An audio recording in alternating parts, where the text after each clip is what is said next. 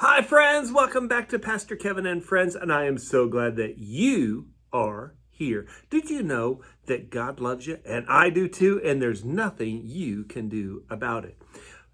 I want to tell you a little bit of a story about Pastor Kevin. Do you know that at one time I did not know Jesus as my forever friend? In fact, you might say my life lacked color. It lacked boundaries. You know, when you have a coloring book, you have the lines on it, and it is the boundaries, what we're supposed to stay inside. And then I started hearing about Jesus, and people were talking about him when I would go to church. And I discovered, you know what? Jesus does have a plan for my life, a plan to do good for me, a plan to prosper me and not to harm me.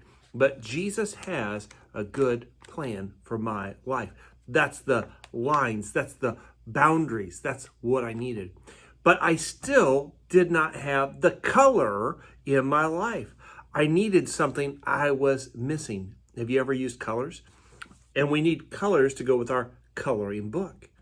And we need to ask Jesus to come into our life, giving us the color that we need, because I was missing something that I needed, and I needed his color in my life.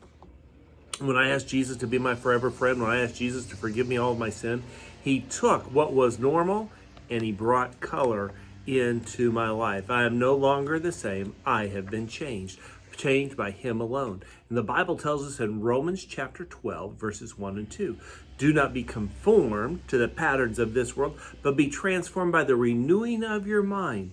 Then you will be able to test and approve what God's will is, his good, pleasing, and perfect will.